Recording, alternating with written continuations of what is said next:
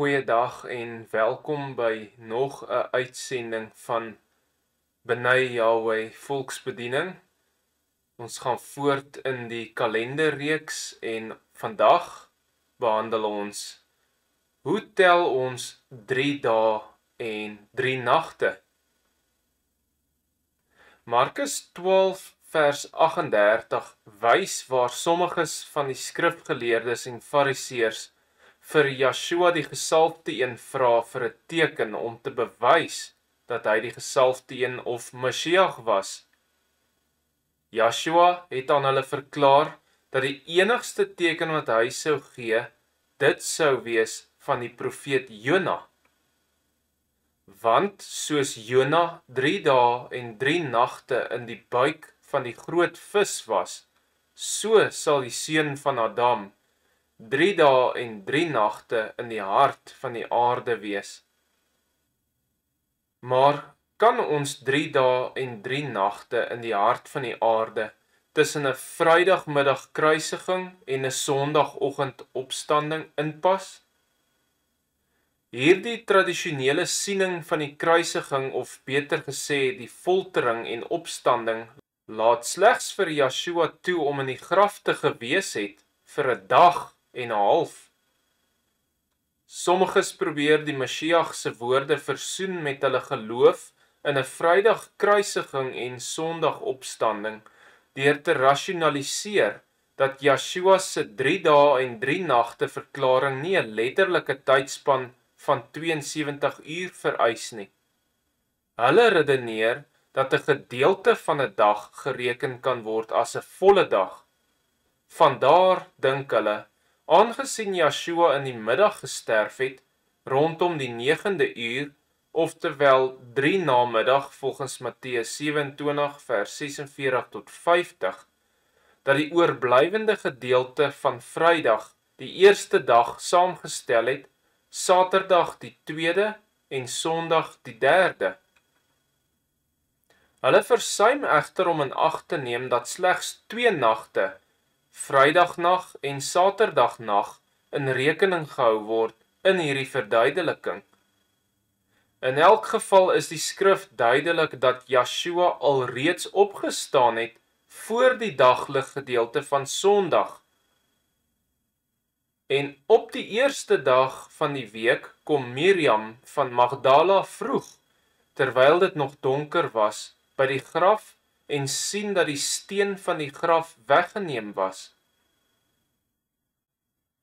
Iets is voor die hand liggend verkeerd in hierdie algemene gevolgtrekking rakende wanneer die Messias in die graf was. Jona 1 vers 17, waarna Yeshua verwys het, verklaar spesifiek, Jona was 3 dae en 3 nagte in die ingewande van die vis. Ons het geen rede om te dink dat hierdie dae en nagte fraksioneel was nie.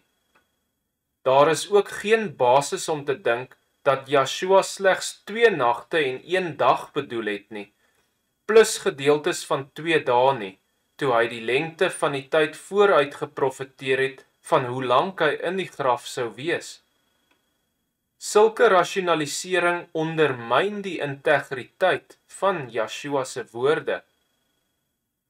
Die rede waarom Vrydag die dag is waarin meeste mense glo as die dag van die Messias se foltering, is omdat Markus 15 vers 42 verklaar dat dit die voorbereidingsdag, dit is die dag voor die Shabbat was. In die normale weeklikse Shabbat siklus is Vrydag inderdaad die voorbereidingsdag, maar in hierdie geval was daar 2 Shabbatte gedurende daardie week. Die Shabbat waarna verwys word in Markus 15 vers 42 was die jaarlikse afgesonderde dag, naamlik die eerste dag van ongesuurde brood. En toe dit aand geword het, omdat dit die voorbereiding was, dit is die dag voor die Shabbat. Johannes 19 vers 31 bevestig dit, en dat die liggame nie op die Shabbat aan die folterpaal sou bly nie, aangesien dit die voorbereiding was, want die dag van daardie Shabbat was groot het die Jode Pilatus gevra dat hulle bene gebreek en hulle weggeneem moes word. 2 dae daarna was dit die weeklikse Sabbat, wat die een is waarna verwys word in Lukas 23 vers 56. Daarop het hulle teruggegaan en speserye en salf berei en op die Sabbat gerus volgens die gebod. Wanneer het Yeshua gesterf en wanneer was hy opgewek? Hier is die tydlyn. Yeshua was haastiglik in die graf neergelê, so sononder, dit is die begin van die afgesonderde dag, nader gekom het, volgens Markus 15 vers 42. Josef van Arimatea, wat Yeshua behoorlik wou begrawe voor die begin van die afgesonderde dag, het Yeshua se liggaam van die folterpaal afgehaal en dit in linne toegedraai. Hy het toe die liggaam in die graf geplaas, Lukas 23 vers 53 en Markus 15 vers 43. Lukas se weergawe verklaar dan dat Yeshua se vroulike disippels toegekyk het waar hy ter ruste neergelê was, soos die Sabbat nader gekom het, Lukas 23 vers 54 tot 55. Nadat die vroue gesien het waar hy neergelê was, kort voor sononder, het hulle teruggegaan en speserye en salf berei vir die finale voorbereiding van die liggaam en op die Sabbat gerus volgens die gebod, Lukas 23 vers 56. Hoe kon hulle hierdie speserye en salfolies voorberei het in die baie kort tyd net voor sononder?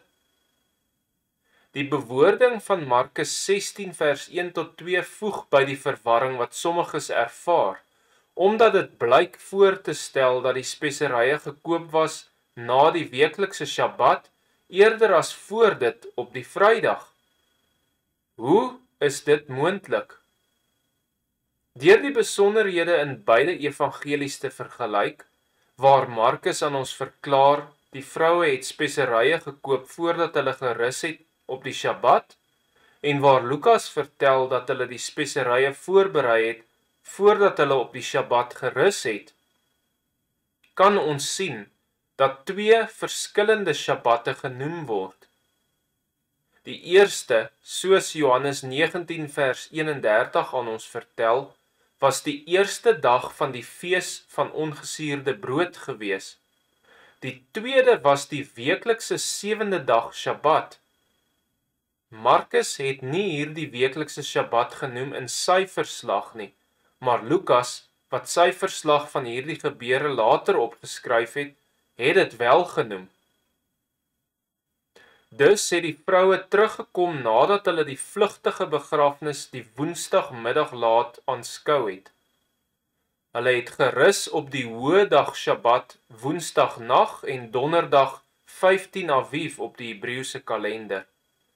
Hulle het speserye gaan koop die donderdagnag of vrydagoggend.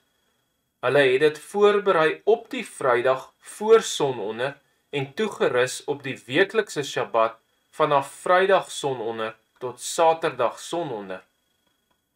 Dan, vroeg op die Sondagoggend voor sonop, terwyl dit nog donker was, soos Johannes 20 vers 1 verklaar, het hulle na die graf gegaan om die salwingsmengsel aan te wend.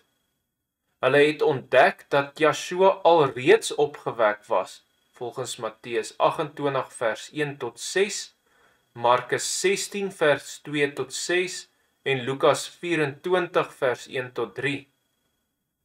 Die enigste geloofwaardige tydlyn vir die gebeure van die folteringsweek is dat Yeshua in die graf was vir 3 volle dae en 3 volle nagte, vanaf laat die Woensdag 14 Aviv tot laat die Saterdag 17 Aviv.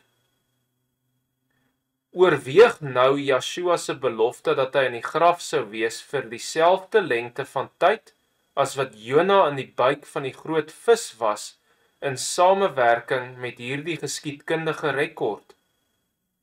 Wat is die korrekte manier om die 3 dae en 3 nagte te verstaan in beide Matteus 12 vers 40 en Jona 1 vers 17?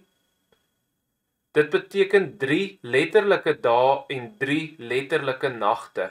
Met ander woorde, 72 volle ure. Teken van die Messias. Indien Yeshua slegs in die graf was vanaf laat Vrydagmiddag tot iewers vroeg Sondagoggend, dan was die teken wat hy gegee het dat hy die geprofeteerde Messias, oftewel gesalfde een was, nie vervul nie. Die eis van sy Messiaskap berus op die vervulling van sy woorde. Dit is so 'n ernstige saak. Wanneer ons die skrif toelaat om dit self te interpreteer, harmoniseer al 4 die evangeliese verslae akkuraat en getuig van die geldigheid van Yeshua se belofte dat hy in die graf sou wees vir 3 dae en 3 nagte, nie net 'n gedeelte van daardie tyd nie. Verskeie Bybelvertalings herken dat meer as een Shabbat beskryf word in hierdie gebeure. In Matteus 28 vers 1 vertaal sommige Bybelweergawes, insluitende Alfred Marshall's Parallel New Testament in Greek and English, Farrar Fenton's translation en Green's literal translation, behoorlik 'n frase wat hier voorkom as na die Shabbatte. Young's literal translation and the Complete Word Study Dictionary, New Testament 1992 bladsy 1270, erken ingelyks dat meervoudige Shabbatte hier bedoel word. Die Afrikaanse vertaling gee dit ongelukkig in die enkelvoud deur as laat na die Shabbat.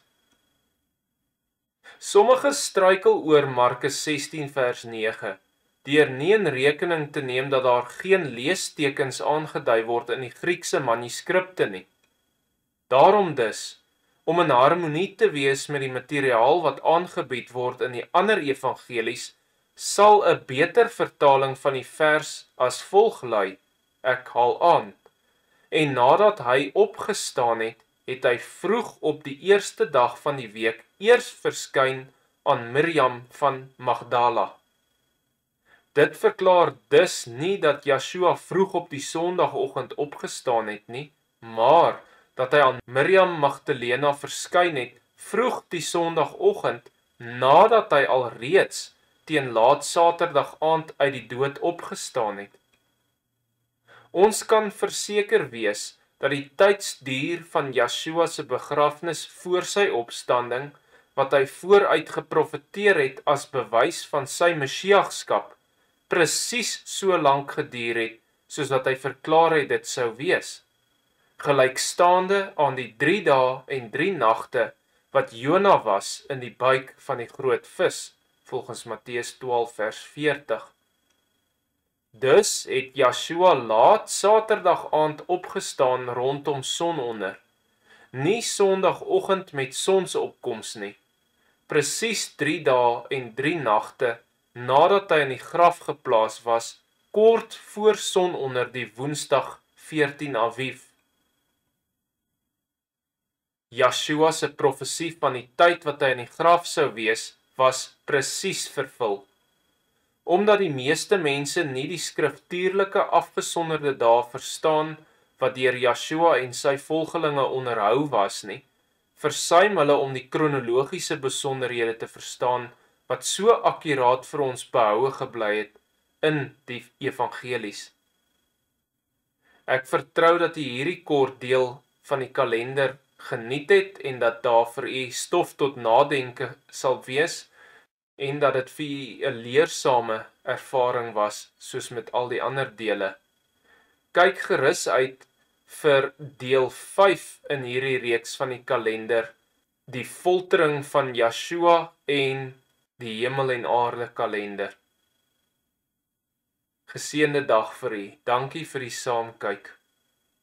Vrede.